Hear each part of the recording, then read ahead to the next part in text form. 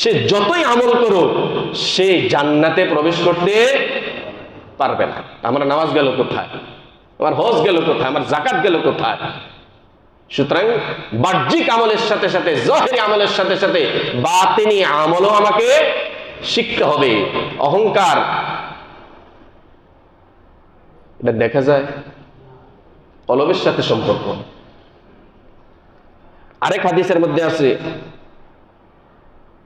ইয়াকুমুল হাসাদ, তোমরা হিংসা ফাসাদ থেকে বেঁচে থাকো।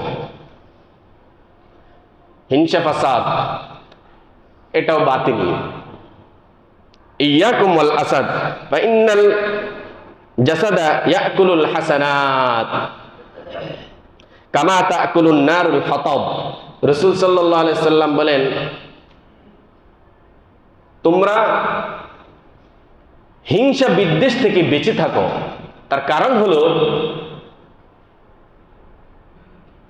আগুন যেরকম ভাবে লাকড়িগুলোকে জ্বালিয়ে দেয়, হিংসা বিদ্বেষ মানুষের আমলগুলোকে এরকম ভাবে জ্বালিয়ে দেয়। ইয়াকুম ওয়াল হাসাদ, তোমরা হিংসা বিদ্বেষ থেকে বেঁচে থাকো। এটা কি জাহিরি না বাতিনি? বাতিনি। তোমরা হিংসা বিদ্বেষ থেকে বেঁচে থাকো। লাকড়ি যেরকম আগুনে জ্বালিয়ে দেয়, তোমার যত নেক আমল আছে সব নেক আমল তোমার হিংসায় জ্বালিয়ে দেয়। হিংসার আগুনে জ্বলে পুরা সব সরকার।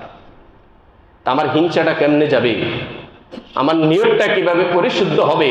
আমি ইসলাহের জন্য কয়দিন গেছি,